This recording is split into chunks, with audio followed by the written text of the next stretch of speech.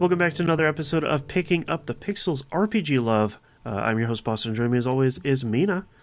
Hi. Musim is taking a month off.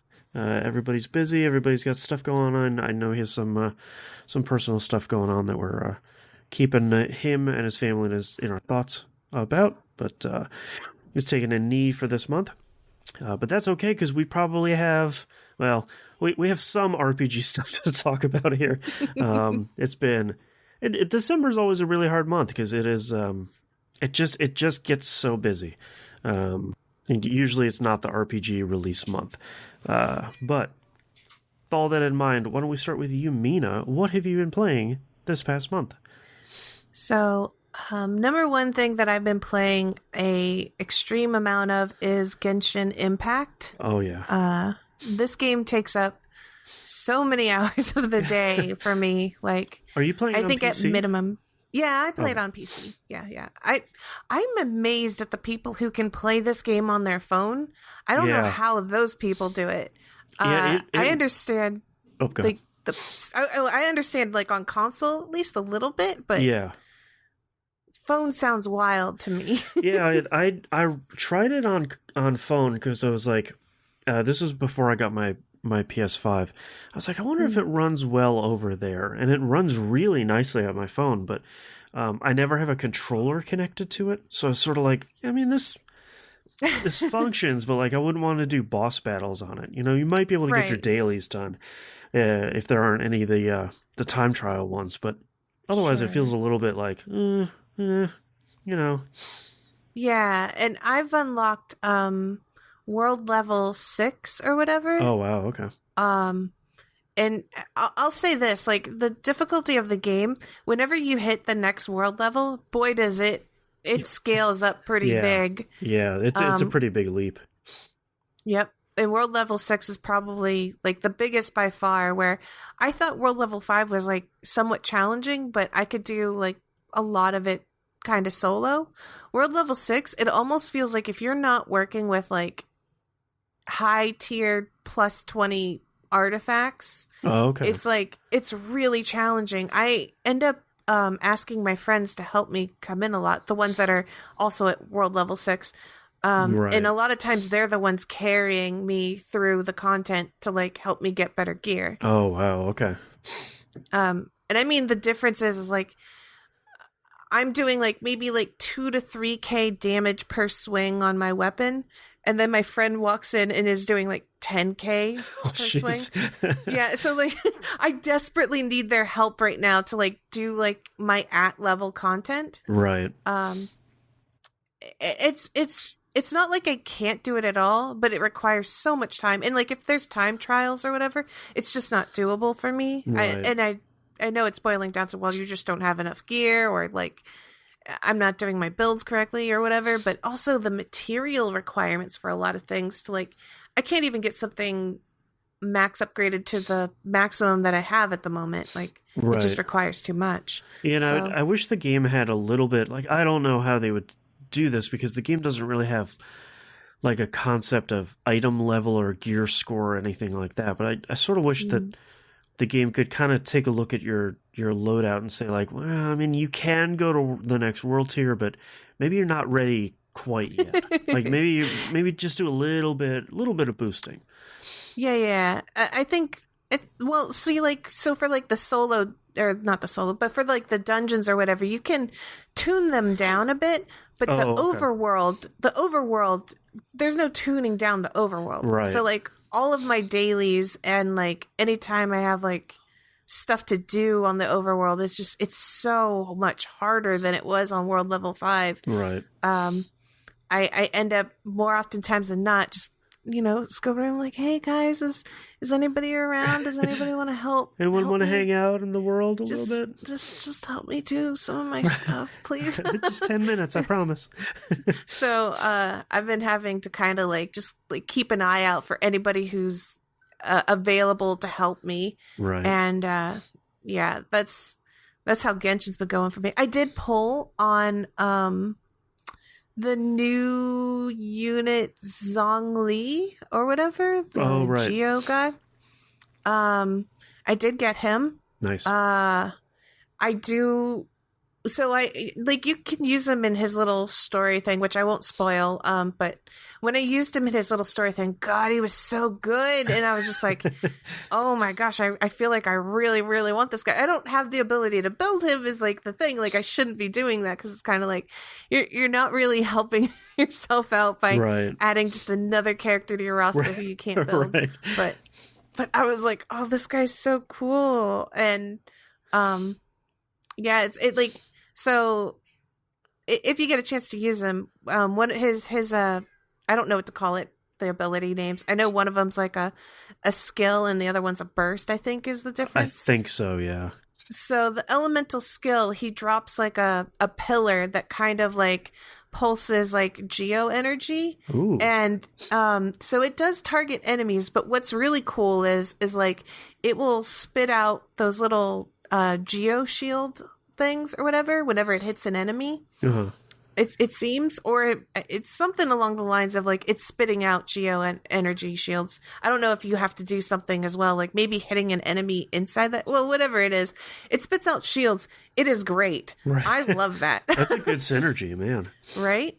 And I really want a dupe of him pretty badly because his first level dupe will let it happen so that way you can drop a second pillar down, so you can have two pillars at the same time, and that seems so good. So I'm like, I really want a dupe of this guy, like, so badly. That sounds real strong.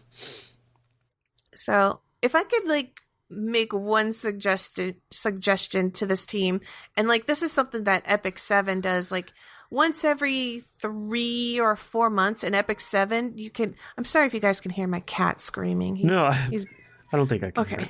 He's just wandering right next to me, screaming at the top of his lungs. The plight of the cat, where I'm being ignored. Oh. Right? He does this when I talk, like when I'm streaming or whatever. He just runs up. He's like, "You're talking, but you're not looking at me." Right? So he's being noisy. But...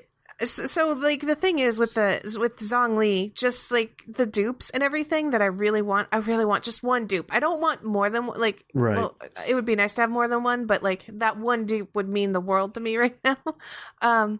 With Epic 7, every 3 to 4 months, there's a way to obtain basically this shard that you can dupe any unit in the game that you want.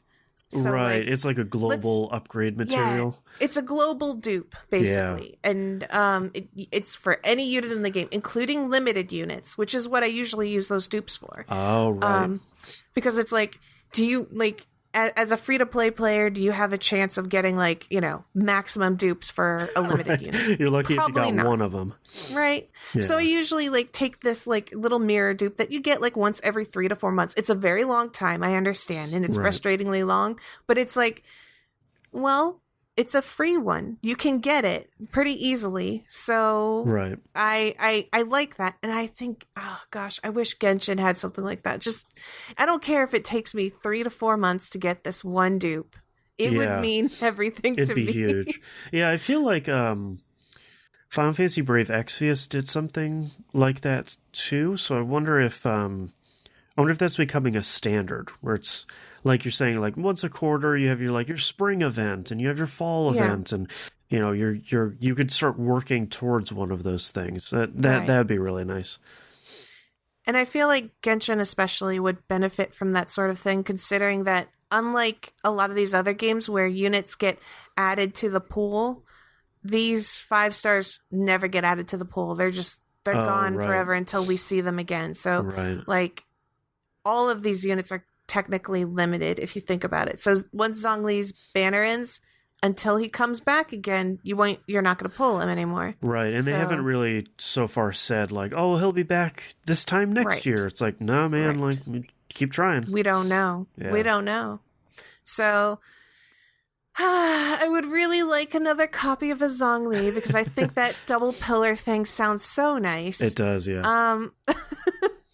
But yeah, so I still really like Genshin. It's a lot of fun. I like in terms of like a lot of gacha games, I feel like when you when you play with a lot of gacha characters, you're very limited in how you use them. Whereas it feels like with Genshin, you have that kind of like skill level of actually moving a character around, utilizing their skills, doing synergies like pretty quickly and that sort of thing. So I love Genshin for that. I just a couple tiny modifications, please. Yeah, like I would keep really evolving the game. You know, I feel like they're doing such a good job of. They have such a good foundation, and it's like you just got to keep building on that in these kind of player friendly ways. Mm-hmm. And I would like the game to stick around for a very long time. So yeah, it's very good. It's very. I still really like. I know a lot of people don't like gacha games out of hand, and I can sort of understand because they seem very addictive. They seem very like scummy from the outside. But Genshin Impact is so good. I really recommend it because it's not like hit auto battle and just let your team go through 15 waves. It's like, no, you gotta get in there and you gotta Breath of the Wild it up. Like you gotta play this one. Yep, I appreciate that. Yeah. And like I said, I think the gacha system itself is very fine, considering that you don't have resets on your polls. I'm Our third cast member this week. So anyways, like just the fact that like you if like Zhongli's banner ends and I've been polling this entire time and I don't get another Zhongli, all those polls technically aren't wasted. They just kind of roll over to the next banner. Right. Which is kind of how I got Zhongli in the first place, because I was polling really hard on the Tartalgia? I don't know this guy's... A lot of the names in this game, I look at them, I'm sort of like, okay, I'm not gonna try. Such a hard name for me, considering that like in the game he went by the name Child, and then like his like other name is Tartalgia or something. Right. It's such. I pulled so hard on his banner to get him, and it ended up like on the Zhongli banner. I feel like the first 3 or 4 polls I got Zhongli. So nice. That was really nice. Outside of Genshin Impact, I've only played a couple of games just to chill with. Nothing too outstanding. Like I played a little bit of Persona 5 Royal. I played a little bit of my Rune Factory 4. Always just like a good chill game for me. Yeah. So just a lot of comfort games for me. And like making progress and stuff, but it's making progress, but or spoilery stuff. It's really not something I have to talk too much about. Like Rune Factory 4, I will sing its praises till the end of time. I think it's one of the best examples of like a game that in pursuit of trying to do everything, it just did it all well enough that it was enjoyable, and I can recommend it to pretty much anyone to have a good time with. But yeah, other than those games, like everything else that I've played, not RPGs, just cooperative with friends to have fun. Yeah. So, other than that, what did you play, Boston? I have been playing a lot of Destiny 2. The new expansion and new season are out now. The new expansion is Beyond Light, and the new season is Season of the Hunt. Don't want to talk too much about the season because it's a little bit content thin. Not in a bad way, because the Beyond Light expansion is very content rich. So it's sort of like, all right, that's fine, because I don't want to spend my entire day every day doing all this stuff. And there's some story stuff in the new season that's kind of a big spoiler. They're continuing some of the storylines that started in Forsaken, which is the 2 expansions ago. So they're starting to wrap up more of the stuff, which is really great. But Beyond Light brings a new location, Europa, which is the first like really frozen location. But what's really interesting about it is it's really, really massive. But there's also this entire scientific facility underneath the surface. And the thing that I dis, not dislike, maybe I'm a little more frustrated about with Destiny is like it's like your favorite band where it's like, oh, they're really great, and like, but the last five albums they've put out have all been good, but they've all kind of sounded the same. And you're like waiting for them to do the next, like, what's the new thing you're gonna do? Um, my frustration with Destiny is since the launch of the first one, pretty much everywhere you go is like rusted out and picked over and kind of in shambles and run down. We don't really get to see any places, understandably, we don't get to see a lot of places that are new or well preserved. And one of the things I like about Beyond Light is all that stuff underneath that scientific facility is all brand new preserved stuff. So it's all super clean, like super bright white areas and kind of stark yellows and reds and greens and stuff like that. So it's a very very cool area that is markedly different from a lot of what we've seen before, and the big thing for this now is the new stasis subclass, which is pretty much like an ice subclass. So you're kind of freezing enemies, you're throwing ice and shattering enemies, and like building like ice walls and throwing ice grenades and stuff like that. And all that stuff is really really cool. Has a great sound design. Like all of it cracks and crackles and shatters, and it sounds really great. Um, the unfortunate part is it's still kind of Destiny, so you know the core of it hasn't, for better or for worse, hasn't really changed. I think if you haven't played Destiny before, they've done a really great, or maybe you've sort of been waiting for it. They've There's been a problem with Destiny for a while once it went free to play, where they would have like a starting mission and it would just kind of dump you in the tower and be like, all right, good luck. Uh, Now they've done a whole brand new player experience. And if you've played Destiny 2 before, you can just go to the tower and pick it up. So you don't have to like delete your characters or anything. Um, and it's like a 4 or 5 mission thing on the Cosmodrome that's returning from the first game. And it teaches you how to like do bounties and do public events and equip gear and run strikes. So it teaches you in a really great way like all of the literal basics of Destiny that before you would have to have a friend who's currently playing it and be like, oh, okay, here's what this icon means, here's how you get equipment in this slot, like here's how you do all this stuff. Like you can you'll probably need that stuff for the end game, but you know, for the pure basics of the game, it does a really really great job now of getting you into the game and even showing you around the tower. We're like, here's all the vendors, here's what everyone does, and then once you're done with that, it's like, all right, now you're ready to kind of take all this knowledge and go play Destiny 2. So it's much nicer to see that instead of like, oh, you want to play Destiny 2? Well, I'll be on Thursday at 5 p.m. We got about 2 hours. Like we'll cram stuff in. Right. So the only other thing, the last thing I want to talk a short little bit about is the new raid Deepstone Crypt. Over the last month and a half, 2 months, I've gathered a raid group. We sort of stumbled into an all dad raid group on the Discord server.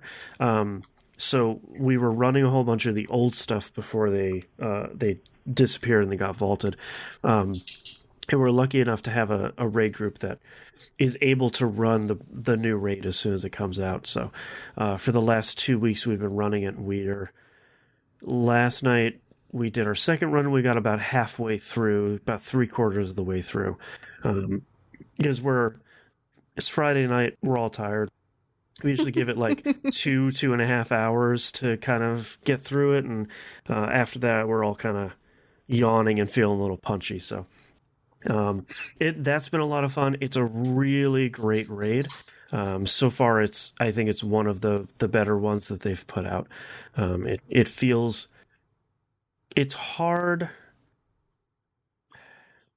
It has to be hard designing a raid because you want it to be mechanically interesting, but you don't want it to be too complicated, because then people aren't going to want to learn it and people aren't going to want to run it, because it's like, oh, well, this one encounter just takes 10 minutes of, pure juggling and stress and shooting space aliens to kind of get through. Like, it's so much. Right.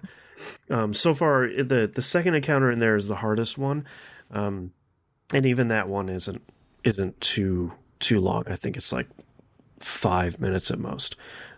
So far it's been good. We're sort of learning it, and we're doing it. So Destiny 2 Beyond Light, 2 thumbs up. Still good. And seems like there's a pretty good amount of content there. I was lucky enough to get I only have one quasi RPG here to talk about. Other than that, mostly to complain about it. But oh no. yeah, well, I was lucky enough to get both a PS5 and a Series X. Nice. I was like right on the button on Amazon as soon as that listed, and I was like, click. All right, I got my pre-order in. So I got both of them day and date, and a lot of what I've been spending my time with is firing up older games and be like, oh, look at how fast they load. Oh, that's so cool. Like, oh, 4K 60 frames. Oh, this is so cool. And like not really playing a whole lot. The only thing I've been playing a lot of is Assassin's Creed Valhalla, which I was really excited to talk about on this show, because over the last couple of games, they've been leaning more and more into RPG mechanics. And like your armor has rarity on it, including stats, and you're like slotting gems into your weapons and your armor to give them special attributes. And it seemed like they were really, like, each area has a level requirement, like an item level requirement, and it really does mean that. Like, if you're level 90 and it says, hey, you have to be a 130 in here, like, everything in there is going to one-shot you.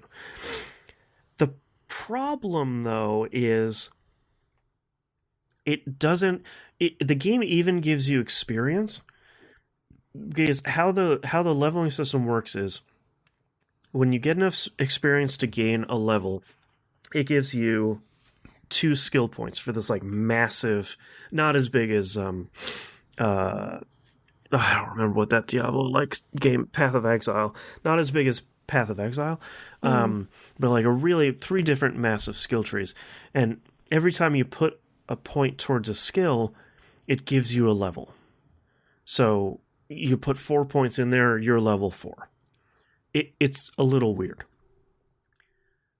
The problem is, doing stuff out in the world gives you a little bit of experience, but it never feels like you get enough at the point where you could just like go out and do a whole bunch of side quests and get a level. You might after like 20 of them, or you can just do one story mission, which will give you a level. So it's like, sure, you have experience and you kind of have a level, but it doesn't really mean a ton, because you can't like go out there and grind and level up or anything. So that's kind of a bummer, because it has like the superficial trappings of an RPG, but never kind of connects them all together to make it like a proper RPG, which is a bummer, because I thought they were kind of taking steps towards it in every game, and they just haven't really gotten there yet, which is fine. I mean, I love the Assassin's Creed games, but Assassin's Creed stealthy stuff plus an RPG, like plus skill trees and stuff, like especially with item rarities like that, all that stuff together is really my jam. But not quite there yet. But I'm in the same boat you are, where it's a lot of like, I'm playing a lot of Fortnite, which is most definitely not an RPG. Right. And Mina and I were talking about this before the show, but it's the end of the year stuff for TVGP, because we're going to go on our holiday break here pretty soon. So it's a lot of like, we'll have to get all this stuff together for all these shows, which means I don't have a ton of time to play stuff, which is a bummer, but I'll have 2 weeks off, so that'll make time up during that. Um, all right, let's go to our next section here, the RPG releases for December 2020. First up, out now, came out on the 4th. Fire Emblem Shadow Dragon and the Blade of Light came out on Switch. Couple of notes here. Number one, this is the first Fire Emblem game. So it's like the 8-bit like Famicom one that's never come out over here. So it sort of, if you're interested in it, kind of keep in mind this isn't really like the Three Houses Fire Emblem. This is more of like This is the old school. Yeah, like this is the tough ones. Like these are games that are pretty challenging. Also, it's not available after March 31st. What? And Nintendo has been doing this for a whole bunch of stuff they just announced, where it's like only available physically and digitally until March 31st, 2021. What? It's like, okay. I don't know why. Why? Sure, why not? That's wild. Very weird. I think it's only like $5 or $7. So I mean, it's not going to break the bank, but it's one of those things where it's like, okay, it took all the time to port this and translate it for the first time, and gonna sell it for 3 months. Okay, that's weird. All right, but yes, that's out now on the Switch. Cyberpunk 2077 comes out PC, PS4, Xbox One, and Stadia on the 10th. I know the PS5 and Series X patches will come out sometime in the new year, but I know they'll be available backwards compatibility. I know Musum is really excited about this. Are you going to pick it up, you think, Mina? I'll be honest, I am very interested in the game. I just want it to go on. I'll probably wait for it on a sale because I've got a backlog that's so huge. Yeah. It's like, all right, let's put one more 120-hour CD Right. Projekt Red game on there. All right. I'm still trying to beat Xenoblade, okay? Right. I've already got a 100+ hour game. That's right. Yeah. And last but not least, the one I'm super excited about, Collection of Saga Final Fantasy Legend, comes out on the Switch on the 15th. This is the collection of Final Fantasy Legend 1, 2, and 3 for the Game Boy, which is not technically, they are Saga 1, 2, and 3, since they got renamed over here. Little tip here for anyone that's interested in this. Follow a walkthrough for the first game. It's very hard. It is so difficult. I think it's a cool, unique thing. 2 and 3 are much more straightforward. 2 is still fairly hard, but 3 is pretty easy. But I have a real soft spot for all 3 of these. I played these on the Game Boy when they came out when I was a kid, and I fell in love with them. And I'm very excited for them to come out. And I don't believe that they have an expiration date, which is a bonus. That's awesome. So 2 thumbs up. We've got 2 quick news stories here to cover before we say goodbye to probably Puff's shortest episode, but that's okay. I'm fighting off a cold. I want to go lay down. Same. First news story, Persona 5 Strikers finally has a North American release date. This comes thanks to someone posting the trailer for it in English on Atlas's YouTube channel too early, and then making it private like a couple minutes later. It's too late. The fans saw it. Yeah, like a whole bunch of people saved it, and it, the usual. So it will be coming out February 23rd, 2021 on the previous platforms, which is PS4 and Switch, and brand new platform, PC. It's going to be coming out on Steam, which is number 1, surprising. Number 2, really great. I am going to be supporting it on PC because I strongly want them to continue supporting putting things on the PC. Yeah.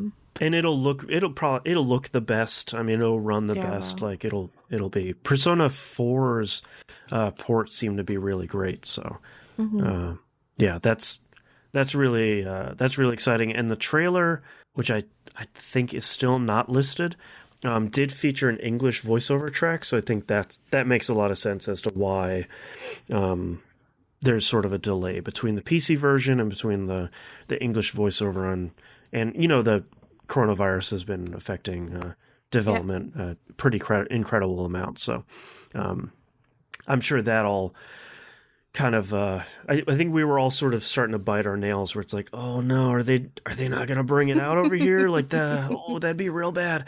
So thankfully it would appear that it's still coming out. Atlas hasn't been like, oh no, LOL, we made that as like an April Fool's joke, it's not coming out. No.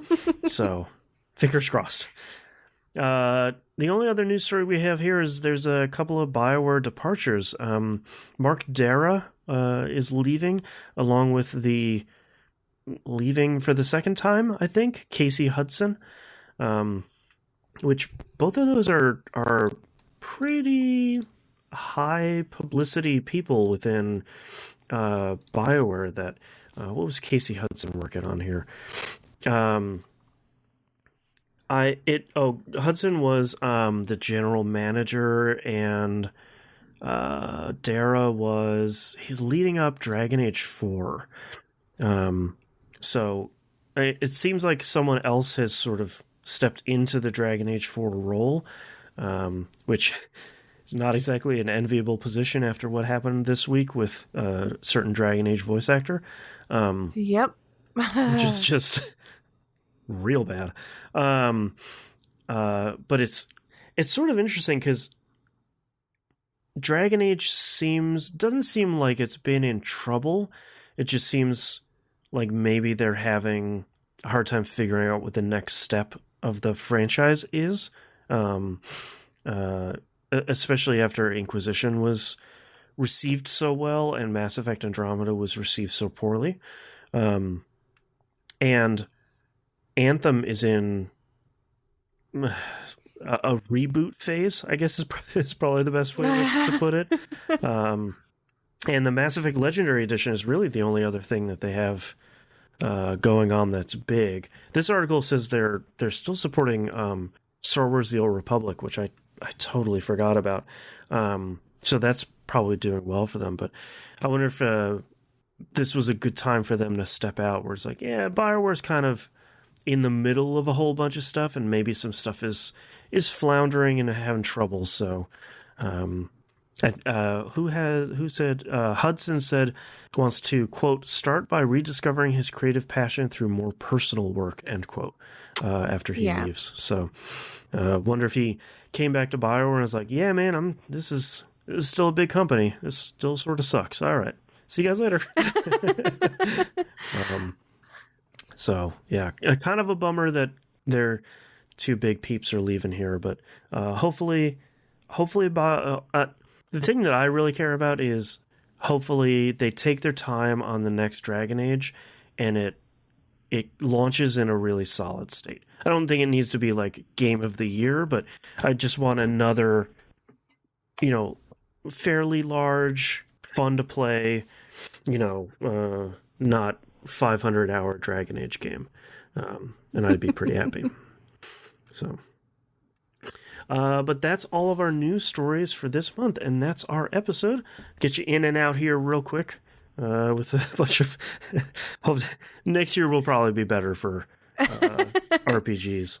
It'll be a lot better for me, for sure. Yeah, probably for me too. But Mina, where can we find you online? You can find me on twitch.tv at Mina KO Rocket, or YouTube under the same name in Boston. You can find me at e1m1.com for all my shows, patreon.com/e1m1, the ones are numbers, for all the behind the scenes, early access audio. The $5 a month tier is the recommended one, and it's not per episode, not per post or whatever. It's just $5 a month, so it's super affordable. And we record and release so much audio every week.